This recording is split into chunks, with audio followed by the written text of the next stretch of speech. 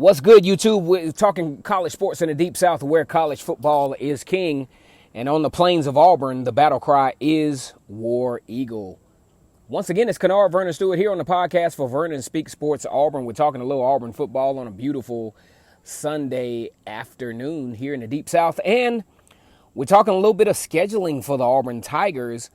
And, Auburn has traditionally been hard to gauge or predict here in recent history. Really, for the last 20 years, you just can't predict. Whenever you predict Auburn is going to go undefeated, they always choke, especially when they have a guy that's supposed to be a Heisman candidate. It never seems to pan out. But when you don't see them coming, that's when they seem to do big things. That's the going narrative of the Auburn Tigers. Now, this year, when you look at the Tigers, you're talking about being too deep in very critical positions for the first time in a very long time. And then you talk about the schedule.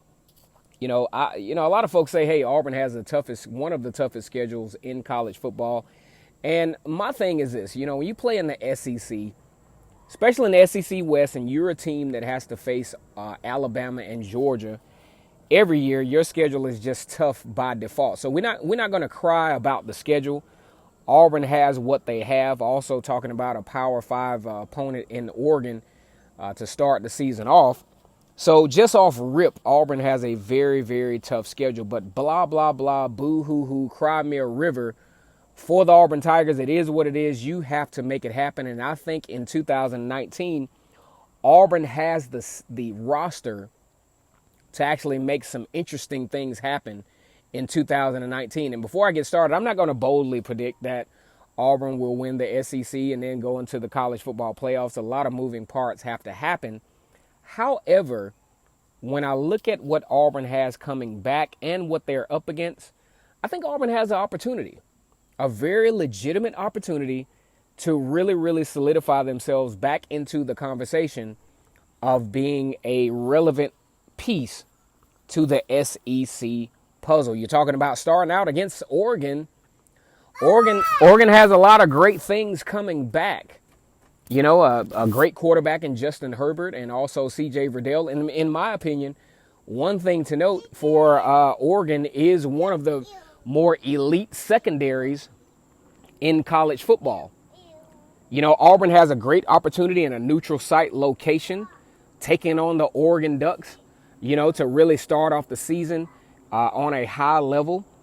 Like I said, the only question mark, in my opinion, you talk about a veteran offensive line, veteran defensive line. You also talk about a veteran secondary, especially at the safety position, who is definitely probably the most legitimate two deep on this team.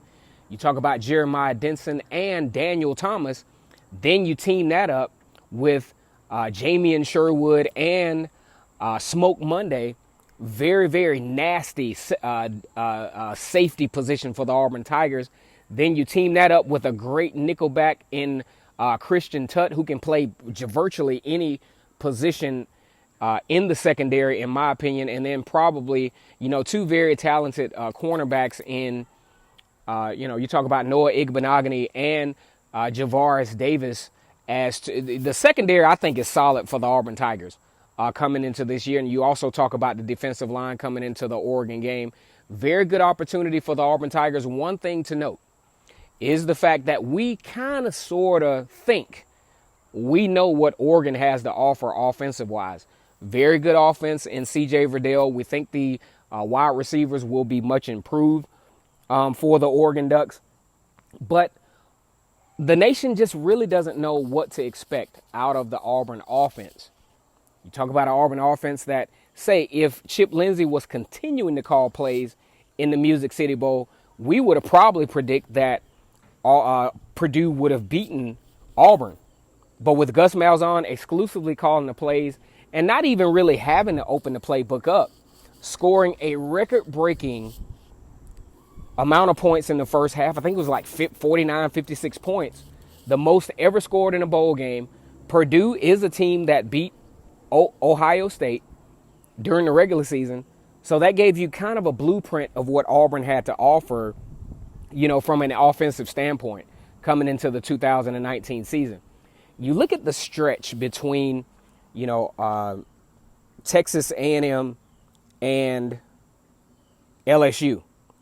Now, a lot of folks will argue with me, but I feel based on the roster, Auburn has a very winnable stretch, contrary to what a lot of folks might believe. You're talking about 7 viable running backs. Not saying that any of those guys will be exclusive, but they have so much diversity in that running back position. You talk about Mark Anthony Richards, who will be joining the team out of Florida, will be joining the team this fall. But then you talk about what's already on campus with, Boobie Whitlow, obviously, Cam Martin, DJ Williams, Sean Shivers, Malik Miller, Harold Joyner. I mean, the list goes on and on.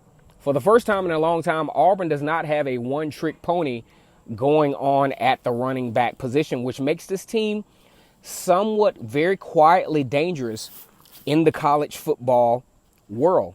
You look at the schedule, you talk about Oregon. Let's just say, if Auburn can sneak past Oregon in that Advocare Classic, you talk about being undefeated going into SEC play, going down into Texas A&M. Typically, Auburn has played well in College Station, beating Texas A&M back in 2013 in a very unlikely fashion against Johnny Manziel. Not necessarily stopping Manziel, but stopping the Texas A&M offense at the right time on to making it to the 2013 BCS National Championship. Then the following week, you're talking about a date with Mississippi State. Auburn has played very well against Mississippi State in Auburn. And, I don't think this year will be any different. Mississippi State is going to have to figure out, how they're going to replace, Nick Fitzgerald. And, and really, I think this is a game that Auburn should win. Then you talk about the really, really big date down in Florida, where Florida, I think, is a very, very talented team. One of the big question marks is the line of scrimmage for Florida. And then you talk about the experience. See, what a lot of folks are not really taking into account is the experience of the Auburn Tigers. You're talking about on the defensive side of the field, at the defensive line and the safety position, these guys have been in big game situations. They will not at all be intimidated by Florida going into the swamp because these guys have that experience. You're talking about Marlon Davidson, Derek Brown. Then you talk about in the secondary, what I talked about early in the video with Daniel Thomas and Jeremiah Denson. Jeremiah Denson made huge plays against Clemson, so he's been in that big game situation. Daniel Thomas making big plays in the Washington game last year in Atlanta for the Kickoff Classic. So Auburn has a lot of experience going across the board to actually supplement the lack of experience that may be surrounding. Then you're talking about Arkansas. I think that's a win for Auburn down in Arkansas. You're talking about a possibility, for the Auburn Tigers to go into the LSU game potentially undefeated. And I'm going to tell you why. This is not a bold prediction. Auburn has the experience. Auburn has the roster. Auburn has the setup schedule-wise to really, really be in position that at worst case scenario during this SEC stretch between Texas A&M and LSU, going into LSU at worst with one loss in the SEC. Some may pick Texas A&M as that loss. Some may pick Florida as that loss. I mean, whatever the case may be, Auburn should still be in the conversation going into Baton Rouge. Now, for the past few years, Auburn has struggled with finishing LSU off, getting off to dominant starts. I mean, if you watch the game, you think, hey, man, Auburn has got this thing, and then something catastrophic happens. LSU winds up winning the game. Okay, so that is the game, in my opinion, where you assume Auburn has done everything they needed to do, and then letting the chips fall as they may down in Baton Rouge. Then you go to Ole Miss. I mean, Ole Miss actually comes to Auburn. Auburn goes ahead and cleans the Ole Miss up.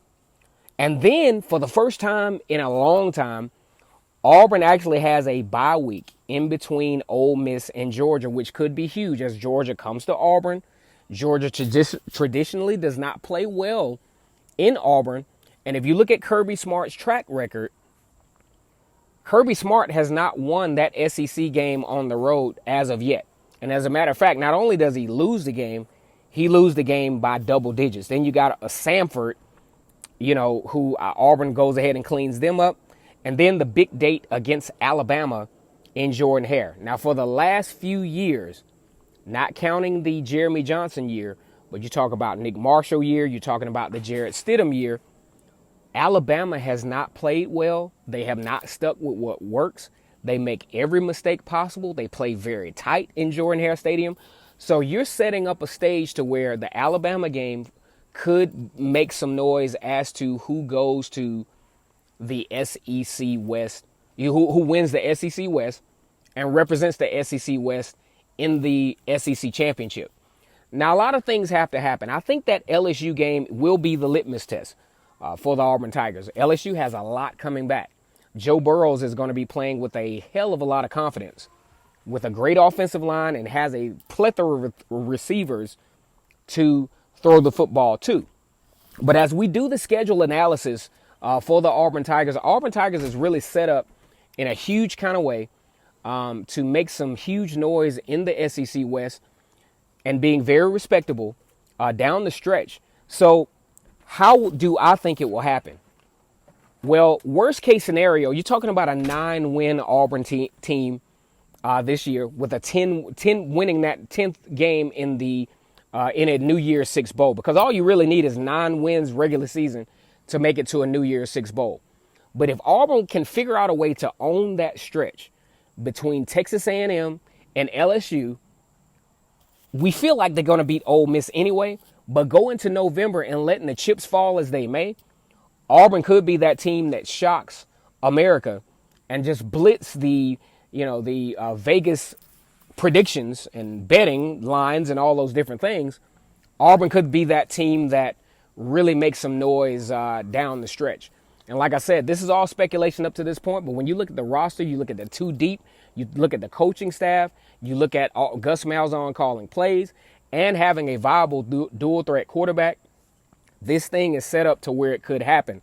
Once again, it's Vernon Speaks Sports Auburn once again for the podcast here as we're talking about Auburn sports talk like nobody's business. Go ahead and like this video, subscribe to my channel. We talk about Auburn football virtually every day. Once again, War Eagle.